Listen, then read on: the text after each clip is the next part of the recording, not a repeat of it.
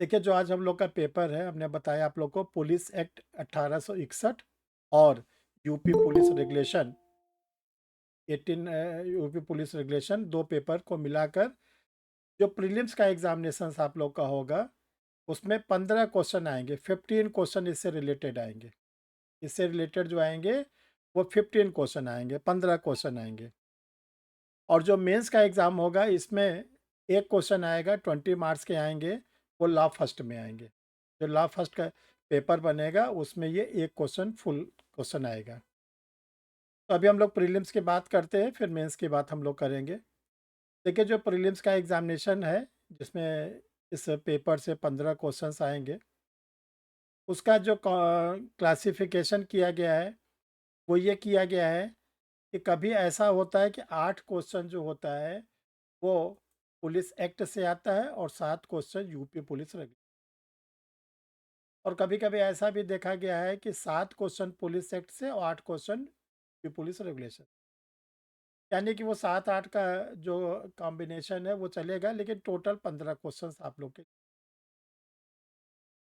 देखो, जो 15 क्वेश्चंस ये आते हैं आप लोग के लिए, इसमें से ये आप मान के चलिए कि कम से कम 4 या 5 क्वेश्चन जो होते हैं बहुत डिफ़िकल्ट होते हैं। वो बहुत डिफ़िकल्ट होते हैं और बाकी जो 5 से 6 क्वेश्चंस होते हैं वो एवरेज होते हैं और जो रिमेनिंग 4-5 क्वेश्चन बचते हैं वो बहुत ईज़ी वे में, बहुत ईज़ी आते हैं। जैसे एक-एक का एग्ज़ाम्पल बता रहे हैं आप लोग को।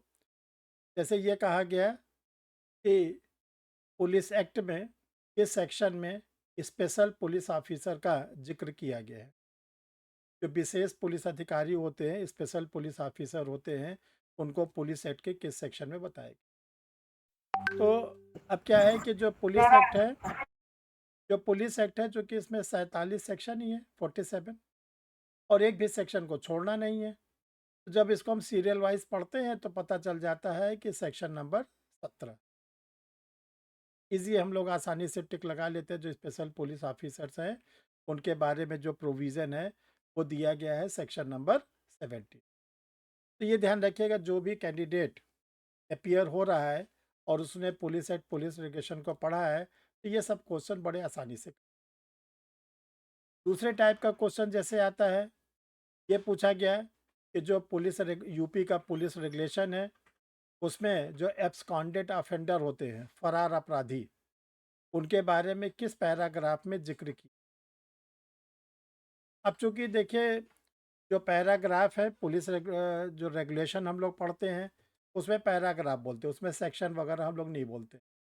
तो जो पैराग्राफ है वो 554, पैराग्राफ जो है वो 554 है, 554। तो जो 554 पैराग्राफ है, उसमें से ये पता लगाना कि जो फरार अपराधी होते हैं, एब्सकॉन्डेड ऑफेंडर होते हैं, वो किस पैराग्राफ, ठीक? तो उसमें क्या होता है कि हमको पैराग्राफ पे पकड़ बनानी पड़ती है, तब उसको हम आसानी से सॉल्व कर। ये वही कर पाता है जो पैराग्राफ पे पकड़ बनाए। तीसरा क्वेश्चन जो आता है, वो जो हम लोग पुलिस एक्ट, पुलिस रेगुलेशन पढ़ते हैं, ये क्या है, हम लोग का बीएनएस, बीएनडबलएस और बीएसए, ओल्ड का जो आईपीसी, सीआरपीसी एविडेंस था, उससे ये कोरिलेट करता है, जुड़ाव करता है, इससे जुड़ा हुआ है। तो अब आपसे पूछा गया है कि जो डाइंग डिक्लेरेशन होता है, मृत्युकाली कथन, वो पुलिस रेगुलेशन के किस पैराग्राफ में है। अब देखिए, डाइंग डिक्लेरेशन हर स्टूडेंट पढ़े रहता है बीएसए में। हम लोग पढ़ते थे जब आईपीसी, उसमें क्या नाम, एविडेंस एक्ट में, तो हम लोग को मालूम था कि सेक्शन 32 का फर्स्ट में डाइंग डिक्लेरेशन। जब हम लोग बीएसए पढ़ने लगे तो सेक्शन 26 का जो क्लास ए है, वहाँ पर जिक्र किया गया है। एग्जामिनर ने क्या किया, आपसे उठा के पूछ लिया कि किस पैराग्राफ। अब हमको अगर जैसे 554 पैराग्राफ है, तो हमको अगर ये मालूम होना चाहिए कि वो किस पैराग्राफ में है, तो जो अगर हमको क्लियर रहेगा तो हम आसानी से। और जब तक हम इन सब क्वेश्चंस को नहीं कर पाएंगे, ध्यान रखिएगा, हमारा फिर नहीं सही हो। तो आप लोग को 3 तरह से इसको पढ़ना है। जो आप लोग को बताया जाएगा ईज़ी क्वेश्चन वो तो आपको कंप्लीट करना ही करना है। जो मीडियम है, एवरेज क्वेश्चन है, थोड़ा-सा ईज़ी से ऊपर होते हैं, उसको भी आपको पकड़ बनानी है। और जो डिफ़िकल्ट होते हैं, जिसको कि बहुत डीप स्टडी करने वाला ही स्टूडेंट कर पाता है, उसको तो आपको ज़रूर करना, ठीक है? अब देखिए जो यूपी का वैकेंसी है 182, ये ध्यान रखिएगा कि जो जनरल कैटेगरी से बिलॉन्ग करते हैं, जनरल कैटेगरी से 2 लोग बिलॉन्ग करते हैं। तो यूपी के जो जनरल कैटेगरी के हैं और दूसरा यूपी के अलावा जो दूसरे स्टेट के हैं। दूसरे स्टेट के कुछ भी आप आते हैं, चाहे एससी कैटेगरी, एसटी कैटेगरी में, ओबीसी कैटेगरी में। आप लोग को ये मालूम है कि जब आप दूसरे स्टेट में जाते हैं अपना स्टेट छोड़ के तो आप कैसे ट्रीट किए? ओबीसी, एससी, एसटी माने जाएँगे आप? General general treat. तो जिसकी कैटेगरी का एग्ज़ामिनेशन देने का लेवल जनरल है, वो 120 के लमसम में स्कोर करना है, 120, 150। 150 में 120 नंबर आपको स्कोर, ध्यान रखिए, कम से कम। तब गारंटी के साथ यानी आप एग्ज़ामिनेशन दे के आएँगे, गारंटी के साथ आप मेंस में तुरंत कन्वर्ट को लगा लेंगे।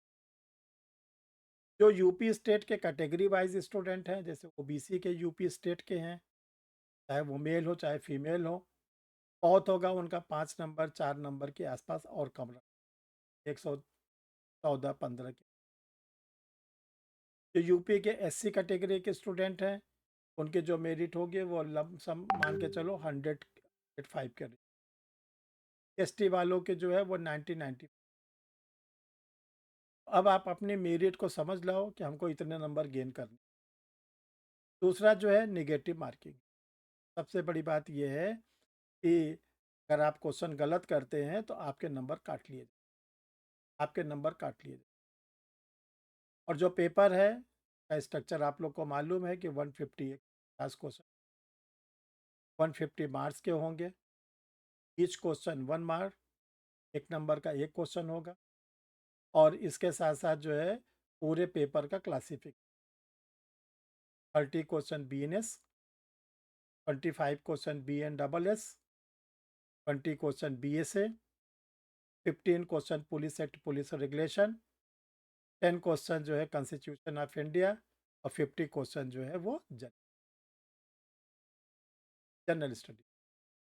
अब चाहे आप जिस भी पोर्शन से गेन करो नंबर, चाहे जीएस के बल पे गेन करो, चाहे बीएनएस के बल पे करो, चाहे बीएन डबल एस पे करो, आपको लाना है 120 नंबर कम से कम। देखो हम इसलिए बार बार कह रहे हैं कि इस बार का जो एपीओ का एग्ज़ाम हो रहा है बहुत ही टफ एग्ज़ाम। इसमें तेलंगाना, गोवा, महाराष्ट्र, जम्मू कश्मीर यहाँ के स्टूडेंट, वेस्ट बंगाल, बॉम्बे, अब ये नहीं कि यूपी, एमपी, बिहार, राजस्थान के कैंडिडेट बैठ, ध्यान रखिएगा। तो मेरिट ऊपर जाएगी, काफ़ी अच्छी मेरिट ऊपर जाएगी। आप अभी से ये सोच लो कि हमको कैसे 100 पर के रेंज में, ठीक है? तो ये हम आप लोग को इसलिए सचेत कर रहे हैं कि ज़रा पढ़ाई के प्रति आप लोग ज़्यादा सावधान हो। ये तो है आप लोग के लिए चेतावनी आज पहले दिन, ठीक है? अब देखिए जो हमको इसको पढ़ना है पेपर को, इस पेपर को पढ़ने के पहले जान लेना है कि जो ये पेपर हम लोग पढ़ने जा रहे हैं डायरेक्ट जुड़ा हुआ है किससे? पुलिस से, पुलिस एडमिनिस्ट्रेशन। तो जो पुलिस एडमिनिस्ट्रेशन से पुलिस प्रशासन से ये पूरा पेपर जुड़ा हुआ है और यही काम एपीओ को कोर्ट पे करना पड़ता है। जब आप एपीओ हो जाएंगे, आपके पास केवल एक ही काम रहता है स्टेट को रिप्रेजेंट करना, मजिस्ट्रेटों की। और जो स्टेट को रिप्रेजेंट करेंगे वो किस मैटर पे करेंगे? Criminal matter. आपका डायरेक्ट जो होता है वो जुड़ाव रहता है पुलिस से, ठीक है? इसीलिए यूपी स्टेट ने शुरू से, हम लोग जब स्टूडेंट थे तब से इस पेपर को रखा गया, क्योंकि यूपी में क्या होता है कि ये शुरू से बनाया गया है ताकि एपीओ जो है वो कॉम्पिटेंट एपी। देखो जिसको मालूम है वो अच्छी बात है, नहीं तो ध्यान से सुन। जो पुलिस डिपार्टमेंट होता है उसका क्या स्ट्रक्चर है? जो पुलिस डिपार्टमेंट होता है वो उसका क्या स्ट्रक्चर है? इसमें देखो जो स्ट्रक्चर होता है पुलिस डिपार्टमेंट का, वो ये कहा गया है कि टॉप टू बॉटम, ठीक, ऊपर से नीचे भी हम लोग पढ़े, नीचे से ऊपर भी पढ़े। देखो, जो सबसे छोटा पुलिस डिपार्टमेंट में उनका जो एम्प्लाई होता है, उसको हम लोग बोलते हैं कांस्टेबल। उसको हम लोग बोलते हैं कांस्टेबल, हिंदी में बोलते हैं आरक्षी। सबसे छोटा, इससे छोटा कोई नहीं होता। इससे ऊपर जो होते हैं पुलिस डिपार्टमेंट में, उसको हम लोग बोलते हैं हेड कांस्टेबल। हेड कांस्टेबल, प्रधान आरक्षी। लिखते चलना फटाफट, क्योंकि बेसिक दिन बता दे रहे, बाकी दिन ये पॉसिबल नहीं। तो सबसे छोटा होगा कौन? कांस्टेबल, आरक्षी। इसके ऊपर जो होता है हेड कांस्टेबल, प्रधान आरक्षी। इसके ऊपर जो होते हैं, ध्यान रखिएगा, असिस्टेंट सब इंस्पेक्टर, एएसआई। सहायक पुलिस निरीक्षक।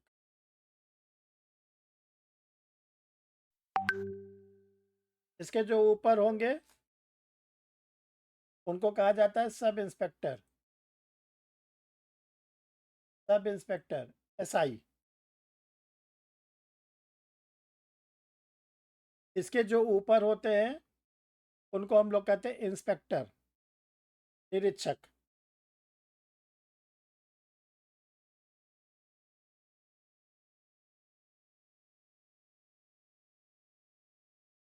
तो ये तो देखो पुलिस डिपार्टमेंट के छोटे कर्मचारी हैं, जिनको हम लोग कहते हैं head constable. Head constable, assistant sub inspector, ASI, SI और इंस्पेक्टर। इसके जो ऊपर होते हैं, उसको हम लोग कहते हैं DSP. DSP, deputy superintendent of police.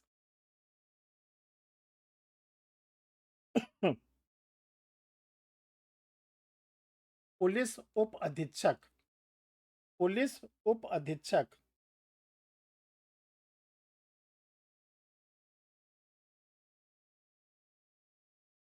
इसके ऊपर जो होते हैं assistant superintendent of police, ASP. सहायक पुलिस अधीक्षक। सहायक पुलिस अधीक्षक के ऊपर होते हैं additional superintendent of police. Additional superintendent of police, इसको बोलते हैं एडिशनल एसपी। अपर पुलिस अधीक्षक। अपर पुलिस अधीक्षक।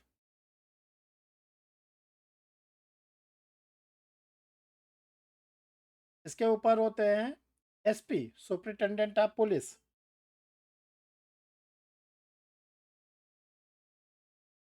पुलिस अधीक्षक।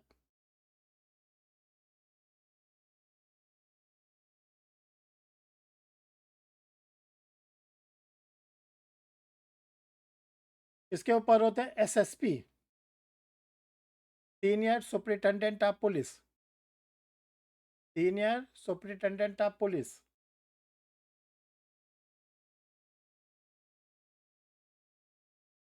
वरिष्ठ पुलिस अधीक्षक।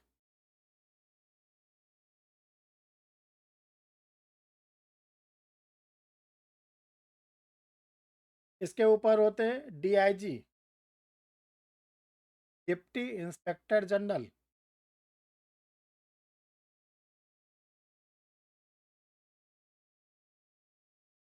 पुलिस उप निरीक्षक, उप महानिरीक्षक।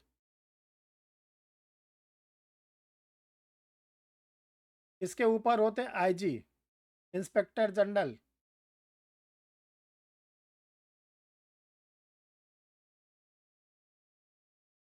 पुलिस महानिरीक्षक।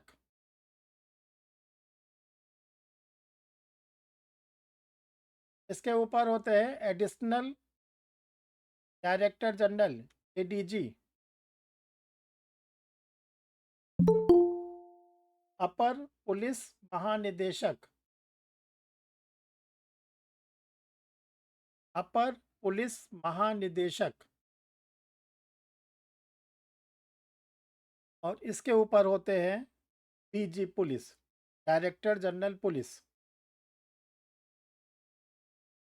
पुलिस महानिदेशक।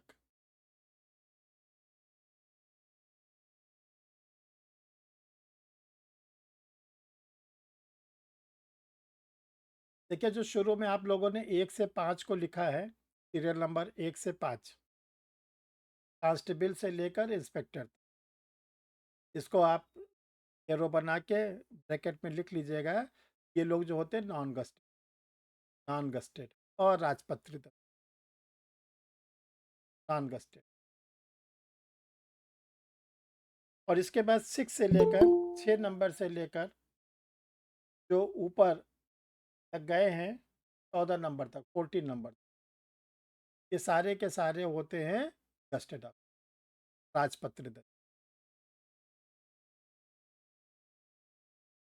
तो देखो, एग्जाम में आप लोग से कैसे इसमें प्रश्न पूछे जाएंगे। आपसे पूछा जाएगा पुलिस डिपार्टमेंट का सबसे छोटा गस्टेड ऑफिस, पुलिस डिपार्टमेंट का सबसे छोटा गस्टेड ऑफिस। आपको इस पे जो टिक लगाओगे वो किस पे लगाओगे आप? डीएसपी। आनंद, किस पे टिक लगेगा? डीएसपी पे लगेगा sir, deputy superintendent of police. Deputy superintendent of police, Hindi में इसको बोलते हैं पुलिस उपाधीक्षक। ठीक है। अब अगर हमको ये नहीं मालूम है कि ये कहाँ से गस्टेड की सीरीज शुरू होती है, तो दिया रहेगा कांस्टेबल, हेड कांस्टेबल, इंस्पेक्टर और डीएसपी, ऐसे ऑप्शन दिए रहेंगे। और हमको ये नहीं क्लियर है कि कौन जो होता है वो सबसे छोटा गस्टेड ऑफिसर होता है, तो आपका आंसर गलत। फिर आपसे ये पूछा जाएगा कि नीचे जो 4 ऑप्शन दिए गए हैं, इनमें से कौन जो है नॉन गस्टेड। अब उन्होंने दे दिया ना, ठीक है, उन्होंने दे दिया एडिशनल एसपी, एसएसपी, डीआईजी और इंस्पेक्टर, 4 नाम दे। किस पे लगाओगे tick? Non gazetted. Inspector. Inspector. Inspector. तो इसीलिए हमने आपको बोला कि 1 से 5 को घेर लो। ये जो होते हैं, ये क्या होते हैं? Non gazetted. और जो 6 से लेके ऊपर तक है, ये गस्टेड होते हैं।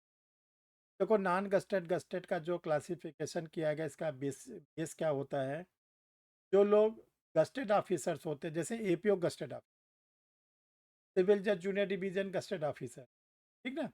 तो जो गस्टेड ऑफिसर होते हैं, जब इनका अपॉइंटमेंट होता है, तो इनके अपॉइंटमेंट को स्टेट गवर्नमेंट अपने गजट में पब्लिश करता है। और जो गजट में पब्लिश करता है वो किसके आदेश से करता है? वो करता है गवर्नर के आदेश।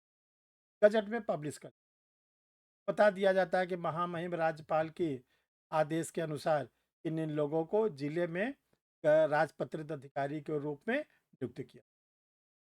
ठीक। और बाकी इनके जो फैसिलिटीज़ वगैरह होती है वो तो अलग होती है। इनका जो अपॉइंटमेंट होता है गस्टेड ऑफिसर्स का, ये ध्यान रखिएगा कि जो पुलिस डिपार्टमेंट में गस्टेड ऑफिसर का अपॉइंटमेंट होता है, वो अपॉइंटमेंट होता है 2 तरीके। एक होता है डायरेक्ट, जिसको कहते हैं कॉम्पिटिटिव एग्ज़ाम के थ्रू, और दूसरा होता है प्रमोशन। एक होता है कि जो क्या नाम है, प्रतियोगी परीक्षाएं होती हैं, कॉम्पिटिटिव एग्ज़ाम वगैरह होते हैं, उसके थ्रू। जैसे नंबर 1 पे डीएसपी, जो डीएसपी होता है इसका एग्ज़ाम होता है। जो स्टेट का सिविल सर्विस होता है, स्टेट का सिविल सर्विस, तो यूपी स्टेट में बोलते हैं पीसी, बिहार में बोलते हैं बीपीएससी। तो वहाँ पर कॉम्पिटिटिव एग्ज़ाम के थ्रू ये लोग आते हैं। ये बेसिकली क्या होते हैं? PPS, provincial police service. ये प्रोविंशियल पुलिस सर्विसेज के अधिकारी होते हैं। और इनका डायरेक्ट क्या होता है? Written examination, pre mains interview. दूसरे जो गस्टेड ऑफिसर इनके हैं, वो आते हैं यूपीएससी से। और जो यूपीएससी के थ्रू आते हैं, उनको हम लोग जो बोलते हैं, वो क्या बोलते हैं? आईपीएस। वो आईपीएस ऑफिसर होते हैं, सिविल सर्विस के थ्रू आते हैं। और इनकी अंडर ट्रेनिंग जो पोस्टिंग रहती है, वो ये लोग रहते हैं एडिशनल एसपी। जैसे ट्रेनिंग खत्म हो जाती है तो इनको किसी भी डिस्ट्रिक्ट किया जाता है एसपी। ये तो हो गए गस्टेड ऑफिस। पहला हमने बोला जो डीएसपी है उसका अपॉइंटमेंट कैसे होगा? State public service commission. तो कल हमने कॉन्स्टिट्यूशन की क्लास से पढ़ाया था। राज्य लोक सेवा आयोग की जो सिविल सर्विस होती है स्टेट लेवल पर, उसके थ्रू आते हैं डीपीएसपी। दूसरा जो यूपीएससी एग्ज़ाम लेता है सिविल सर्विस का, उसके थ्रू आते हैं आईपीएस ऑफिसर, जो शुरू में अंडर ट्रेनिंग ये लोग रहते हैं एएसपी, बाद में इनको ये जो सीरीज अभी हमने नोट कराया गस्टेड ऑफिसर का, ये दो आते हैं क्या? Competitive exam. बाकी जितनी भी पोस्ट है वो क्या है? सब प्रमोशन। जैसे जो डीएसपी बनेगा उसका जो प्रमोशन होगा एएसपी, एएसपी का उसका प्रमोशन होगा एडिशनल एसपी, एडिशनल एसपी का प्रमोशन होगा एसपी, एसपी ही आगे चल के एसएसपी बनेगा, एसएसपी आगे चल के डीआईजी बनेगा, डीआईजी आगे चल के आईजी बनेगा, आईजी आगे चल के एडीजी बनेगा, एडीजी आगे चल के डीजी बनेगा। अर्थ क्या है? आपकी सर्विस लेंथ होनी, यानी आप इस बीच में रिटायर नहीं हो जाओ। अगर इस बीच में आप रिटायर हो गए तो जिस जगह जहाँ पे रिटायर वहीं पर रोक दिए जाओगे। जैसे आप अगर डीएसपी के रूप में अपॉइंट हुए किसी स्टेट में और आपकी सर्विस चलती रही, प्रमोशन होता रहा, पता चला आप जो है एसएसपी पहुँचे और आप जो है रिटायर हो, आपकी उम्र खत्म हो गई तो खत्म हो गई। ठीक, आप डीएसपी अपॉइंट हुए अर्ली एज में हो, आप 25-26 साल में डीएसपी हो, ठीक है ना? तो हो सकता है कि आप डीएसपी के थ्रू गए और आपको एसएसपी के बाद डीआईजी और आईजी का। देखिए परीक्षा रिफ्रेशर जो यूट्यूब चैनल है आप लोग के लिए बनाया गया है, उसमें देखिएगा आईजी केपी सिंह, इलाहाबाद के आईजी केपी सिंह, उनको हमने बुलाया था चैनल पे और वो आए थे। सर्च करिएगा मिल जाएंगे आईजी केपी सिंह। जब आप उनको देखिएगा वो इलाहाबाद में डीएसपी के रूप में अपॉइंट हुए। ठीक है, हम लोग के यूनिवर्सिटी में सीनियर भी थे, डीएसपी के रूप में अपॉइंट हुए और इलाहाबाद में वो आईजी से होकर रिटायर हुए। DSP, ASP, additional SP, SP, SP, IG और आईजी। इसका रीज़न क्या था कि जैसे इन्होंने बीएससी कंप्लीट किया, इलाहाबाद यूनिवर्सिटी से बीएससी किया, वो उसी के 1-2 साल के बाद ये सेलेक्ट हो गए 23-24 साल की उम्र में। तो सर्विस लेंथ ज़्यादा थी, तो सर्विस लेंथ ज़्यादा होने के कारण ये कहाँ तक पहुँच गए? आईजी। ये याद रखिएगा एसपी के ऊपर का किसी का डायरेक्ट एग्जाम, एक तो एसपी कौन आते हैं? यूनियन पब्लिक सर्विस कमीशन के थ्रू, ठीक है ना? और इसके ऊपर जितनी भी पोस्ट है तो आपके एग्जाम में आएगा कि नीचे दिए गए में से कौन सी पोस्ट जो है वो प्रमोशन की है, दिया रहेगा DG prosecution, B IG police, C DIG police, D SSP, या डी डी को छोड़ के ऑल ऑफ दिस। तो आपके पास मालूम होना चाहिए ये सब पोस्ट क्या है? प्रमोशन की।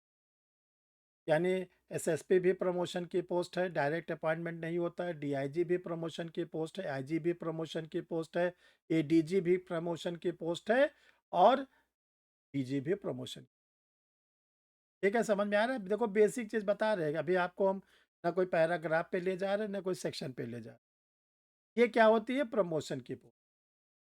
जैसे फॉर एग्जाम्पल जिस डिपार्टमेंट में आप जाने की तैयारी कर रहे हो, प्रोसिक्यूशन में एपीओ, इस डिपार्टमेंट में केवल एक एग्ज़ाम होता है बस, एपीओ का।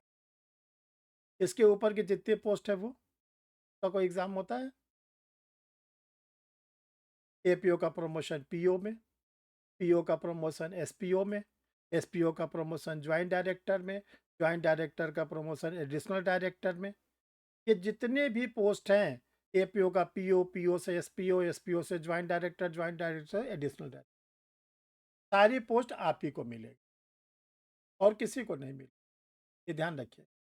तो अगर आप एपीओ में सेलेक्ट हो जाते हैं और आपकी एज ज़्यादा नहीं है। आप अगर 30 के रेंज में है, 30-31 के रेंज में है, तो आपको जेडी बनने से कोई, और जेडी क्या होता है? Super scale, special class 1 JD होता है वो डीआईजी के रैंक ऑफिसर। जो एपीओ होता है ये डीएसपी के रैंक ऑफिसर, डीएसपी रैंक की होती है। तो अभियोजन विभाग में क्या है? केवल एक अपॉइंटमेंट होता है एपीओ का, और आप ही बनोगे पीओ, आप ही बनोगे एसपीओ, आप ही बनोगे ज्वाइंट डायरेक्टर, आप ही बनोगे एडिशनल डायरेक्टर। बीच में कोई आने के चांस नहीं। अब आता कौन है? डीजी प्रोसिक्यूशन, जो डायरेक्टर जनरल प्रोसिक्यूशन होता है, एचओडी, हेड ऑफ डिपार्टमेंट, वो एपीओ लोग को नहीं दिया जाता। वो आईपीएस ऑफिसर आते हैं। वो जो है डिपोटेशन पर IPS officer, DG prosecution. DG prosecution के नीचे जो एडिशनल डायरेक्टर होता है, वहाँ तक आप पहुँच जाओगे अगर आपकी एज जो है 27-28। आपकी एज अगर 30 की लमसम है तो आपको ज्वाइंट डायरेक्टर तो होना ही होना। ठीक। अब आ जाओ नॉन गस्ट। पुलिस डिपार्टमेंट में 5 पोस्ट नॉन गस्ट। सबसे छोटा कांस्टेबल, इसके ऊपर हेड कांस्टेबल, इसके ऊपर एएसआई, इसके ऊपर एसआई, और इसके ऊपर इंस्पेक्टर। ये 5 पोस्ट जो होती है ये नॉन गस्टेड। इसमें 2 लोग का डायरेक्ट अपॉइंटमेंट हो, बाकी पोस्ट प्रमोशन की। 2 लोग जो डायरेक्ट अपॉइंटमेंट के थ्रू आते हैं, सबसे पहले कांस्टेबल। स्टेट गवर्नमेंट क्या करती है? Vacancy advertise. तो कांस्टेबल का बहुत पुराना नाम है जो हम लोग बोलते आ रहे हैं, सिपाही। आप मत बोलिएगा, ठीक ना? आप कतई मत बोलिएगा, आप बोलोगे आरक्षी हिंदी में, और इंग्लिश में बोलोगे आप क्या? कांस्टेबल। इसकी वैकेंसी आती रहती है बराबर, और लोग सेलेक्ट होते हैं। दूसरा जो ये कॉम्पिटिटिव एग्जाम लेते हैं, एसआई, सब इंस्पेक्टर, इसको बोल चाल में कहते हैं दरोगा, लेकिन आप नहीं बोलोगे, आप नहीं बोलोगे। ध्यान रखा। स्टूडेंट भी कहता है कि हम दरोगा की तैयारी कर रहे हैं, ठीक है। कोई कहता है हम सिपाही की तैयारी कर रहे हैं। तो ये आप नहीं बोलोगे। आप लॉ के स्टूडेंट, आप बोलोगे क्या? आरक्षी या उपनिरीक्षक, हिंदी में। इंग्लिश में आप क्या बोलोगे? कांस्टेबल या सब इंस्पेक्टर। ठीक। जैसे लोग बोलते हैं वकील साहब, सही है। कई जजेस बोल देते हैं अपने वकील साहब को बुलाओ, सही है। वकील शब्द किसी एक्ट में है? आपके बीएनएस में, डबल एस में, बीएसए में आप क्या बोलोगे? एडवोकेट। एडवोकेट हिंदी में बोलना है अधिवक्ता। तो कोशिश करो अपने मुंह से हम वकील शब्द नहीं बोले, अपने मुंह से हम दरोगा शब्द नहीं बोले, अपने मुंह से हम सिपाही शब्द नहीं बोले। ये बिल्कुल बैठा लो अपने दिमाग। हम बोलेंगे कांस्टेबल, सब इंस्पेक्टर, और हम बोलेंगे क्या? जो के नाम बताए हमने, उस तरह के नाम का हम प्रोनाउंसिएशन। ठीक है। अब आता है जो इनके 5 नॉन गस्टेड होते, इसमें 2 का तो क्या होता है? वैकेंसी एडवर्टाइज होती है, एग्जाम होता है, फिजिकल टेस्ट वगैरह इन लोग का होता है, ये अपॉइंट किया जाता है। जो हेड कांस्टेबल की पोस्ट होती है, ये हर समय प्रमोशन। जो कांस्टेबल होगा, इसी को कुछ समय के बाद डिपार्टमेंटल प्रमोशन दिया जाता है, और ये बन जाता है हेड कांस्टेबल। जो सब इंस्पेक्टर होते हैं, ध्यान रखें डायरेक्ट आते एसआई। जो हेड कांस्टेबल है जब प्रमोशन पाता है तो वो बनाया जाता है एएसआई, असिस्टेंट सब। और जो एसआई है, जब उसका प्रमोशन होगा तो वो बनेगा इंस्पेक्टर। इंस्पेक्टर। तो इनके यहाँ ध्यान रखना, head constable, assistant sub inspector और इंस्पेक्टर, ये 3 पोस्ट जो है प्रमोशन। इसका कोई एग्जाम वगैरह नहीं होता, ठीक ना। ये जाएंगे कैसे? प्रमोशन के थ्रू। एक तो देखो ये ध्यान रख। अब आ जाओ थाना, पुलिस स्टेशन। आप में से कोई ऐसा है जो पुलिस स्टेशन न देखा हो? सब लोगों ने देखा है। किसने किसने नहीं देखा है पुलिस स्टेशन?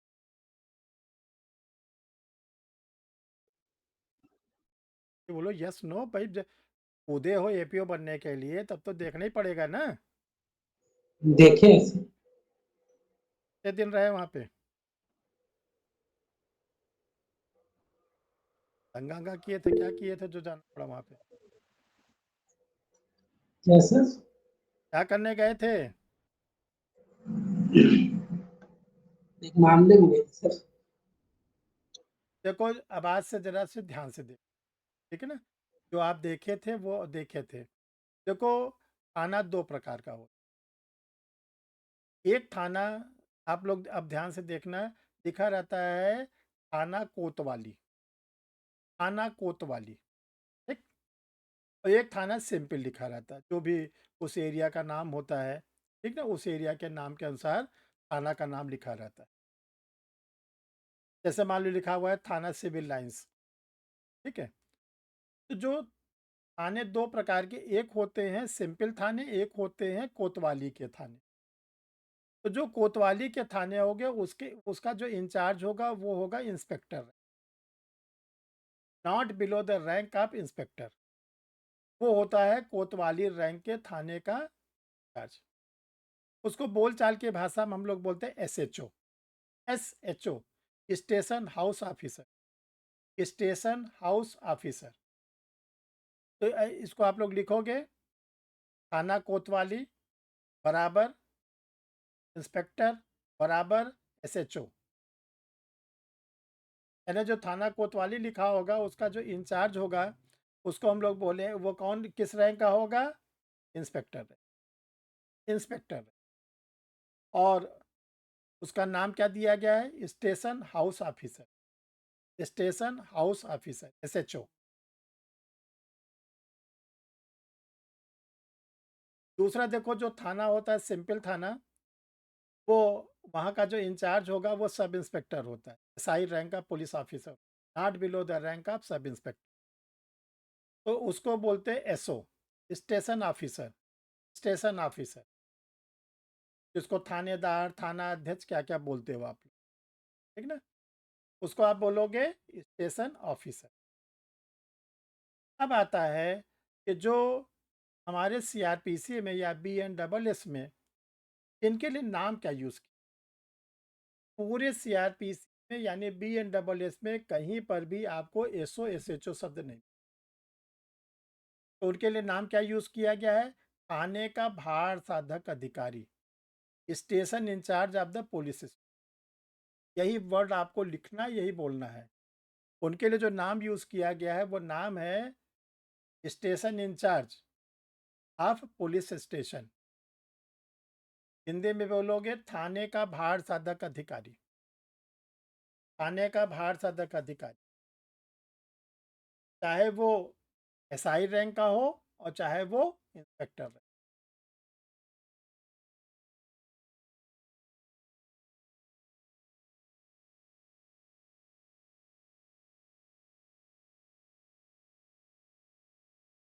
चलिए, अब देखो ये क्वेश्चन आप लोग से इंटरव्यू में कभी कभी पूछा जाता है, और ये जो क्वेश्चन होता है ये काल्पनिक होता है, हाइपोथेटिकल होता है, लेकिन इसका सटीक आंसर याद रखो।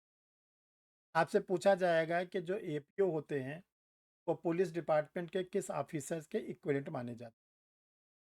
तो आपका आंसर होगा डीएसपी, क्योंकि डीएसपी भी पुलिस डिपार्टमेंट का पहला गस्टेड ऑफिसर और एपीओ भी गस्टेड।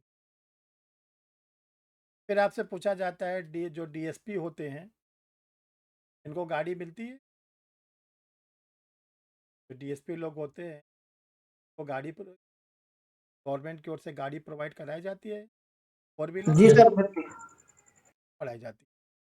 कभी भी देखो सड़कों पर देखना, अगर लिखा रहता है सर्किल ऑफिसर, ठीक, सीओ, तो जो सर्किल ऑफिसर होते हैं ये डीएसपी लिखा रहता है, ध्यान से पढ़ना, ठीक है ना। अगर कहीं लिखा हुआ है सीओ सर्किल ऑफिस, तो इनकी इनकी बाकायदा स्टेट गवर्नमेंट की ओर से इनको गाड़ी प्रोवाइड,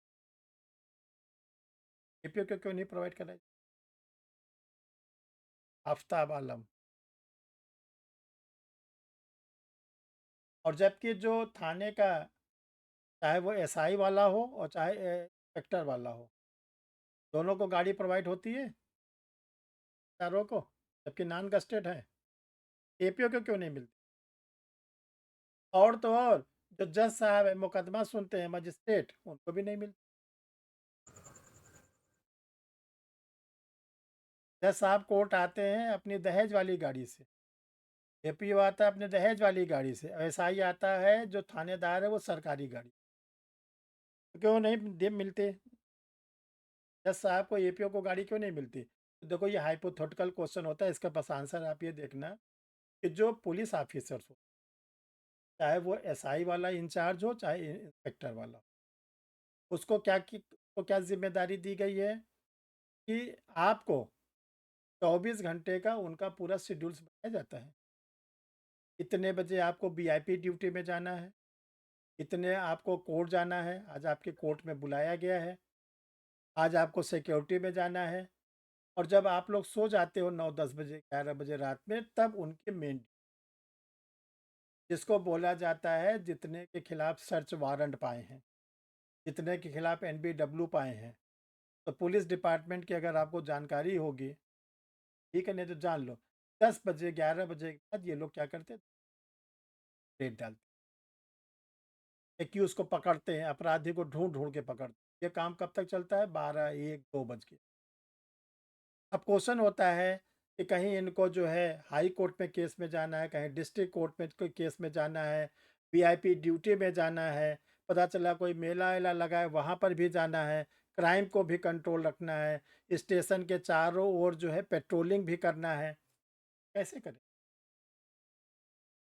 अब 10 बजे रात में वो 4 अपराधी को पकड़े, कैसे लाएंगे थाने पकड़ के?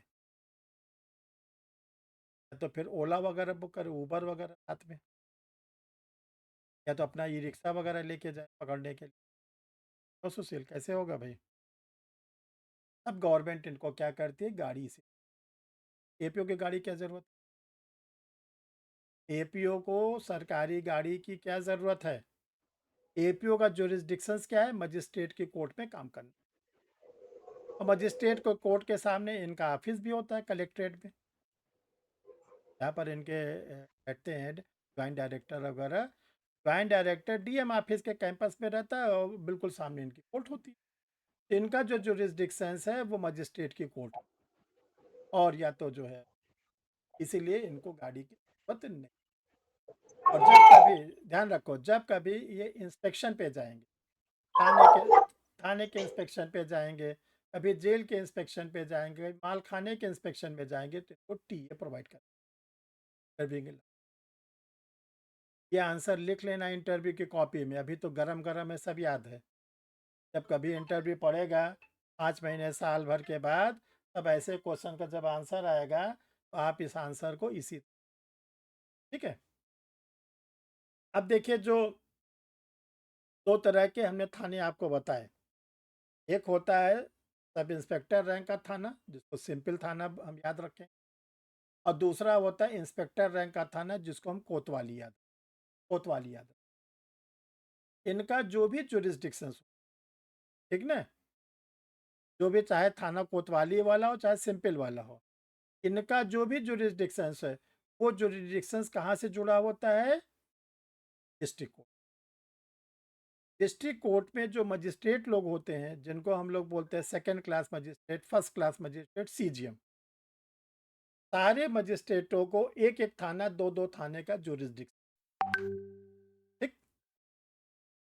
मान लीजिए कोई मजिस्ट्रेट है मिस्टर ए के नाम से कोई मजिस्ट्रेट है, उनके कोर्ट में जो एपीओ को पोस्टिंग दी गई है, उनका नाम है मिस्टर बी, ठीक है। इन दोनों की पोस्ट रहेगी कांस्टेंट। मजिस्ट्रेट साहब अपने कोर्ट में बैठेंगे ए नाम से, उस कोर्ट में जो पब्लिक प्रोसिक्यूटर अपीयर होंगे बी नाम से, और इसके बाद जो थाना उनके जुरिस्डिक्शंस में है, एक थाना या दो, उस थाने में जो भी क्राइम होगा, चाहे वो बेलेबल ऑफेंस का हो, चाहे नॉन बेलेबल ऑफेंस का हो, चाहे कॉग्निजेबल ऑफेंस का हो, चाहे नॉन कॉग्निजेबल ऑफेंस का हो, सारी एफआईआर लॉज हो के उन्हीं की कोर्ट में जाएगी। उन्हीं के कोर्ट में जाए। अब देखिए, अब आप लोग कोर्ट भी देख आइएगा, थाना तो हमने बताया, कोर्ट भी देख आइएगा। कोर्ट में जो पब्लिक प्रोसिक्यूटर होते, जो एपीओ लोग होते हैं, उनको एक पुलिस का कांस्टेबल मिलता है। उसको कोर्ट की लैंग्वेज में वहाँ जाओगे तो लोग बोलते हैं कोर्ट मुहर्रिल, होता है वो कांस्टेबल रैंक, ठीक? और उसको स्टेट गवर्नमेंट की ओर से एक बॉक्स दिया जाता है, बड़ा सा संदूक, अब तो लोहे का बक्सा वगैरह जो भी। तो जितनी भी एफआईआर आएगी, ध्यान रखिएगा, एफआईआर आएगी, चार्जशीट आएगी, फाइनल रिपोर्ट आएगा, सर्च वारंट की रिकवरी आएगी, वो जो हेड कांस्टेबल है एपीओ के डायरेक्शन में सब। जब कभी किसी एक्यूज पर्सन को कोर्ट में लाया जाता है पकड़ के, या एक्यूज पर्सन कोर्ट में जाके सरेंडर करता है, तो जो कांस्टेबल होता है, जिसको हमने बोलचाल की भाषा में कोर्ट मुहर्रिल बताया, उसको जज साहब डायरेक्शन, क्या डायरेक्शन देते हैं? डायरेक्शन देते हैं कि इसको कस्टडी मिली। वो एक्यूज पर्सन को वो कांस्टेबल एपीओ के कहने पे लाके कस्टडी में खड़ा कर दे। कटघरा बना रहता है क्रिमिनल कोर्ट में, जाके देख लेना। वो फिल्मी वाला कटघरा नहीं रहता, एक्चुअल में रहता है। तो उसमें वो एक्यूज पर्सन लाके खड़ा, ठीक? मजिस्ट्रेट अगर उसको रिलीज करने का ऑर्डर दिया, तब तो वो कटघरे से रिलीज कर दिया जाएगा और फ्री कर दिया जाएगा। मजिस्ट्रेट ने उसको रिजेक्ट कर दिया, रिलीज को, बेल रिजेक्ट हो गई, उसका बॉन्ड पेपर फर्जी पाया गया, कुछ भी हुआ, तो मजिस्ट्रेट कोर्ट में उठने के पहले पहले क्या करते हैं? उसका जेल का ऑर्डर बना के उठते। उसी जेल के ऑर्डर को एपीओ की ड्यूटी होती है कि उसको क्या करे, वो कांस्टेबल को दे, और जो क्या नाम है, जेल की गाड़ी है वहाँ पे उसको बैठा दी, अब वो जाएगा जेल। जो एपीओ, पुलिस और मजिस्ट्रेट, ये तीनों एक ही कड़ी हैं, क्योंकि जो पुलिस डिपार्टमेंट के लोग होते हैं, चाहे वह कांस्टेबल हो, चाहे हेड कांस्टेबल हो, चाहे सब इंस्पेक्टर हो, चाहे इंस्पेक्टर हो, चाहे डीएसपी हो, वो मजिस्ट्रेट से डायरेक्ट बात नहीं करते। मजिस्ट्रेट से वो डायरेक्ट बात नहीं करते। मजिस्ट्रेट उनसे जरूर डायरेक्ट बात कर सकता है, ध्यान रखिएगा।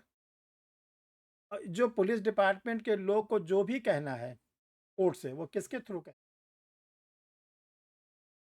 उनको कोई एप्लीकेशन देना है, उनको एक्यूज पर्सन को रिमांड पे मांगना है कि रिमांड दे दीजिए, तो ये किसके थ्रू होगा? Public prosecutor. इसीलिए जो पब्लिक प्रोसिक्यूटर की जो पोस्ट है, उसकी बहुत ही ज़्यादा इम्पोर्टेंस। मजिस्ट्रेट की कोर्ट में वो सारी जो है स्टेट को रिप्रेजेंट कर, ठीक है, चाहे बेल हो, चाहे ट्रायल हो, चाहे रिवीजन हो, चाहे अपील, जो जो प्रोसेस होता है स्टेट की ओर से, वो वहाँ पर रिप्रेजेंट। अब देखिए, एक चीज़ और आप लोग को बता देते हैं, कि इसका रेगुलर हम लोग पढ़ेंगे सेक्शन वाइज नेक्स्ट टर्न से। जो हम लोग को इस पे पढ़ना है, ये तो बेसिक चीज़ें हमने आप लोग को बताया। हम लोग को जो जो पढ़ना है, वो ध्यान रखिएगा, जो हम लोग का BNSS है, उसका रोल यहाँ पे, जो भारतीय नागरिक सुरक्षा संहिता है, जिसने सीआरपीसी को रिप्लेस किया है, उसका रोल ये। जैसे लॉजिंग ऑफ द एफआईआर, थाने पर एफआईआर, ठीक है ना, थाने पर एफआईआर हो। सीआरपीसी में हम लोग 154 में पढ़ते हैं, BNSS में 173 में पढ़ते हैं। लेकिन जो एफआईआर एक्चुअल फॉर्म में, जिस फॉर्मेट में होती है, जो प्रोसेस होता है, ये हमको तब समझ में आता है जब हम लोग पुलिस रेगुलेट, हमने जिसको सीआरपीसी या BNSS पढ़ाया है, हमने आप लोग को बताया है कि जो थाने पर एफआईआर होती 3 कॉपी, तो 3 कॉपी में कैसे कन्वर्ट होता है? Crime check register. सीआरपीसी में कहीं क्राइम चेक रजिस्टर का जिक्र है? BNSS में कहीं जिक्र है क्राइम चेक रजिस्टर का? नो। और वो भी क्राइम चेक रजिस्टर का प्रोफार्मा नंबर 341, 301। तो जब एपीओ का हम एग्ज़ाम देते हैं, मेंस देते हैं, इंटरव्यू देते हैं, तो हमको ये सब लिखना ज़रूरी है। जो स्टेशन पर एफआईआर होगी, वो एफआईआर जो होगी वो कैसे होगी? कि क्राइम चेक रजिस्टर का जो प्रोफार्मा नंबर 341 है, उसको कंप्लायंस करके जो स्टेशन इंचार्ज होता है, वो 3 कॉपी में। हम इसको कहाँ से कोरिलेट करेंगे? यूपी पुलिस का रेगुलेशन। जैसे हम लोग सीआरपीसी में पढ़ते थे 156 से लेके 173 सब क्लास 2, 156 से लेके 173 2, वो क्या था? इन्वेस्टिगेट। ठीक। जो अब हम लोग के बीएनएस में कहा आ गया 175 से। ये जो इन्वेस्टिगेशन हम लोग BNSS में पढ़ते हैं या सीआरपीसी में पहले पढ़ते थे, एक्चुअल में वो आपको तब ज़्यादा अच्छा समझ में आएगा जब आप क्या करोगे, पुलिस रेगुलेशन का वो चैप्टर पढ़ोगे। हमने आप लोग को जो इनको क्रिमिनल लॉ बताया है, उसमें आप लोग को हमने बताया कि जो इन्वेस्टिगेटिंग ऑफिसर्स होता है वो PW का स्टेटमेंट, PW2 का स्टेटमेंट, PW3 का स्टेटमेंट, DW का स्टेटमेंट ले लेता है। सीआरपीसी में कहीं कहा गया है कि IW का ले लो? नहीं कहा गया। सीआरपीसी में या BNSS में कहीं कहा गया है कि ये आईओ जोग्राफिकल मैप बनाएगा, अकरेंस प्लेस का जोग्राफिकल मैप बनाएगा? नहीं कहा गया। तो जो आप लोग को हम बताते रहते हैं, इसलिए बताते रहते हैं कि पुलिस रेगुलेशन का नॉलेज रहती है, तो उसको हम आपको कोरिलेट करके बता। एक्चुअल में हमको जब BNSS और अच्छा क्लियर होता है जब हम लोग क्या करते हैं, रेगुलेशन को पढ़ते हैं, तब हम लोग को लॉजिंग ऑफ द FIR समझ में आती है, हम लोग को इन्वेस्टिगेशन समझ में आता है, फाइनल रिपोर्ट समझ में आता है, चार्जशीट समझ में आता है, तब हमको ज़्यादा। क्योंकि चार्जशीट तक काम किसका है, फाइनल रिपोर्ट या चार्जशीट तक? पुलिस का। चार्जशीट कोर्ट में आ गई, पुलिस का काम है कुछ? अगर मजिस्ट्रेट के कोर्ट में चार्जशीट आ गई, या पुलिस का क्या रोल है? कोई रोल है? No sir. खत्म। इसीलिए जब तक पुलिस के पास रहती है तब तक उसको हम लोग केस डायरी बोलते हैं, स्टेट के पास आ जाती है तो पुलिस रिपोर्ट। अब पुलिस रिपोर्ट पर क्या होगा, जो भी काम होगा वो कौन करेगा? इसको हम लोग बोलते हैं तो ये ध्यान रखिएगा, लॉजिंग ऑफ FIR से लेके फाइलिंग ऑफ द चार्जशीट काम है वो रेगुलेशन से यूपी पुलिस रेगुलेशन से गवर्न होता है। और जो रेगुलेशन है भले उसके नाम के आगे यूपी लिखा हुआ है, ध्यान रखिएगा हर स्टेट का लगभग, ऐसा नहीं कि बिहार का अलग रेगुलेशन है, MP का अलग है, राज्य ऐसा सिमिलर है, क्योंकि यूपी स्टेट ने अलग से बना रखा है, इसलिए ये ज़्यादा पॉपुलर। ठीक है। तो हम लोग को जो पुलिस एक्ट और पुलिस रेगुलेशन पढ़ना है, उसमें ज़्यादा फोकस हम लोग को करना है BNSS, भारतीय नागरिक। वहीं से कोरिलेट कर करके हमको प्रोविज़न को लाना है, तो हमारा BNSS भी क्लियर होगा और रेगुलेशन भी क्लियर। एक तो ये हम लोग को पढ़ना है। दूसरा ये होता है, आप लोग के एग्ज़ाम में आता है, पुलिस डिपार्टमेंट में राजपत्रित अधिकारी कौन, गजेटेड ऑफिसर कौन है, नॉन गजेटेड कौन है, किनका किनका अपॉइंटमेंट होता है, किनका किनका प्रमोशन होता है। पुलिस ऑफिसर अगर अपनी ड्यूटी में निग्जिलेंस बरतता है, असावधानी बरतता है, उपेक्षा बरतता है, तब क्या होगा? जैसे आप लोग डेली के रूटीन में सुनते कि थानेदार को लाइन हाजिर कर, क्या क्या मतलब? कान सिंह, थानेदार को लाइन हाजिर कर,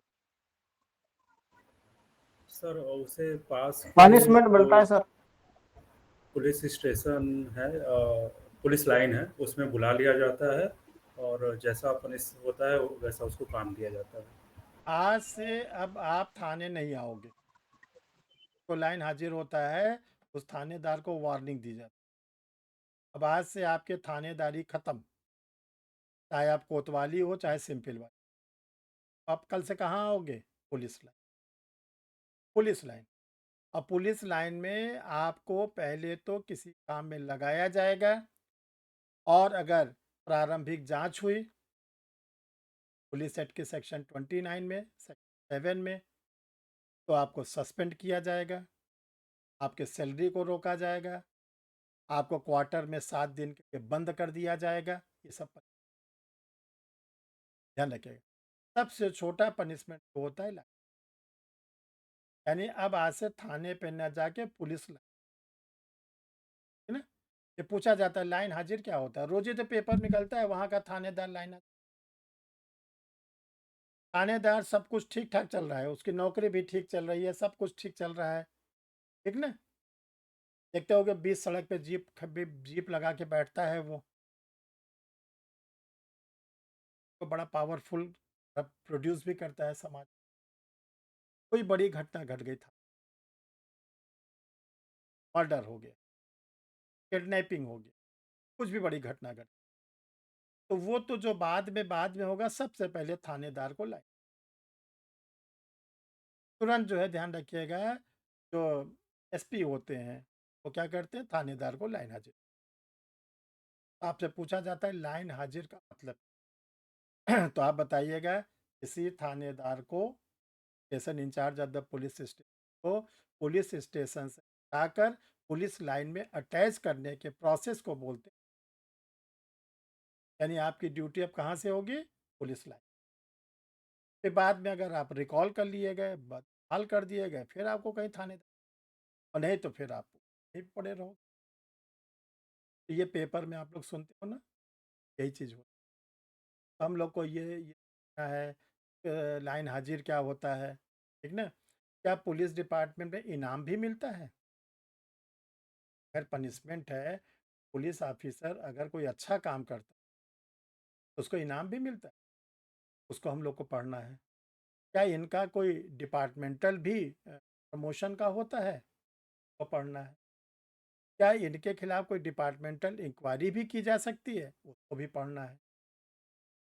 फिर इसके बाद थाने पर हम लोग बोलते हैं ये हिस्ट्री सीटर है। हिस्ट्री सीटर का मतलब क्या? थाने पर उसकी हिस्ट्री सीट खोली जाती है। तो जो हिस्ट्री सीट खोली जाती है थाने पर, तो हिस्ट्री सीट ए, हिस्ट्री सीट बी। कब उसकी हिस्ट्री सीट ए खोली जाएगी, कब उसकी, ये हम लोग को पढ़ना है। अगर कोई एब्सकॉन्डेड अपराधी है, फरार अपराधी है, तब उसके बारे में थाने में क्या होती है। प्लस ये कहा गया कि जैसे आप लोग सुनते हो कंट्रोल रूम पे सूचना, जैसे 112 नंबर है इसमें इसका, तो अगर हम लोग 112 नंबर पे कॉल करते हैं यू डेट में, तो वो हमारी कॉल कहाँ जाती है? लखनऊ। अब मात्र 10 मिनट में पुलिस आ भी जाती है। तो वो फ़ोन आपका जो जाता है वो कंट्रोल रूम जाता है। कंट्रोल रूम ने आपने बताया कि मैं यहाँ से बोल रहा हूँ, ये व्यक्ति बोल रहा है, ये मेरा लोकेशन है। वही आपकी लोकेशन आपकी जो है वो ट्रांसफ़र हो जाती है कहाँ पर? 112 नंबर की गाड़ी। और वो गाड़ी ज़्यादा दूर नहीं रहती है, आपके जहाँ आप रहते हो वहाँ से 1-2 किलोमीटर के रेंज में। अक्सर देखते हो कि बीच सड़क पे खड़ी रहती है, तो उसको तुरंत मैसेज आएगा, वो आ जाएगा। आ जाती है 112, ठीक? आगे के जो प्रोसीडिंग करना होगा वो प्रोसीडिंग। तो हम लोग को एक-एक चीज़ को बहुत सावधानी से हिस्ट्री सीट क्या होती है, फरार अपराधी क्या होते हैं, हिस्ट्री क्या नाम है, किसकी हिस्ट्री सीट ए खोली जाती है, किसकी सीट बी खोली जाती है। क्या हिस्ट्री सीट एक बार खुल गई है तो क्या बंद भी की जा सकती है? किसके आदेश से बंद होगी? ठीक है ना? ये सब चीज़ें एक-एक करके हम तो आप लोग एक कॉपी बना लेना, फेयर, ठीक है ना? जो क्लास खत्म होगी उसके बाद फेयर उतार देखो इसमें 15 में 15 लाना है। हमारी पूरी कोशिश रहेगी एक भी नंबर छूटने।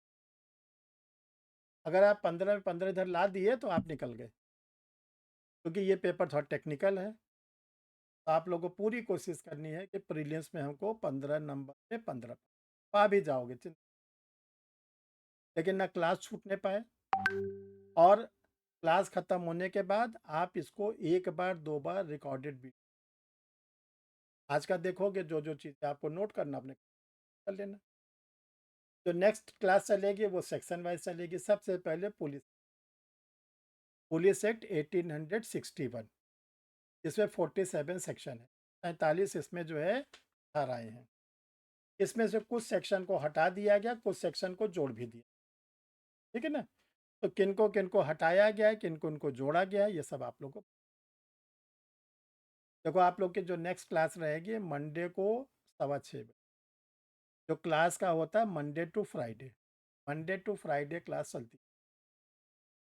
तो आप लोग मंडे को सेक्शन नंबर 1, 2, 3 पुलिस सेट का हम कवर करें।